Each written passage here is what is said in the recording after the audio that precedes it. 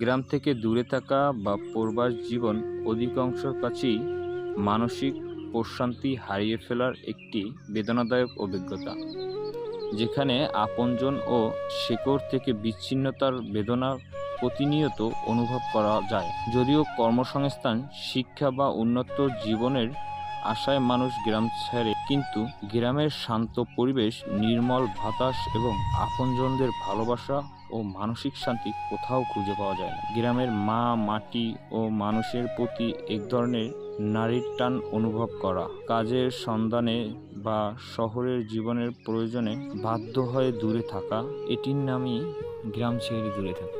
দর্শক, যারা আপনারা এখন দূরে অবস্থান করছেন, অর্থাৎ গ্রাম ছেড়ে কেউ ঢাকা আছেন, কেউ বা বাংলাদেশ ছেড়ে অনেক দূরে আছেন, তাদের ভিতরে যে আসলে কি চলে তা আর কেউ না বুঝলেও আমি বুঝি। তো আপনাদের জন্য আমার হৃদয়ে গভীর থেকে দোয়া রইল, আপনারা ভালো থাকেন, সুস্থ থাকেন এবং সুবেলাবে গ্রামে আবার ফিরে আসেন, মায়ের কাছে, মাটির কাছে এবং পাড়ার ভাই বন্ধুদের কাছে।